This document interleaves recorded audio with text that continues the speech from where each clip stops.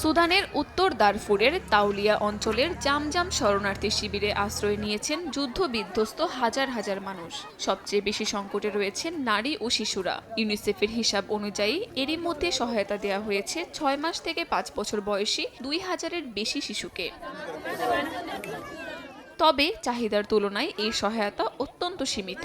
একই পরিবারের একাধিক শিশু মারাত্মক অপুষ্টিতে ভুগছে। অনেক শিশুই দিনে একবার মাত্র খাবার পাচ্ছে। বাজেট সংকটের কারণে কার্যক্রম চালাতে অসুবিধা হচ্ছে বলে জানিয়েছে ইউনিসেফ। 2025 সালের খাদ্য, পুষ্টি, পানি ও স্বাস্থ্য সহায়তা কার্যক্রমের জন্য এখনো সংস্থাটির জরুরি প্রয়োজন 100 কোটি মার্কিন ডলার।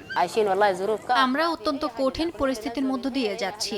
আমরা 6 বার ভিন্ন ভিন্ন জায়গা থেকে বাস্তুচ্যুত হয়েছি, যতক্ষণ না লড়াই আমাদের এখানেও এসে পৌঁছায়। আমাদের শিশুরা অপুষ্টিতে ভুগছে। ছোট শিশুদের জন্য যে খাবার পাওয়া যাচ্ছে তা পর্যাপ্ত নয়। এ কারণেই তারা অপুষ্টির শিকার।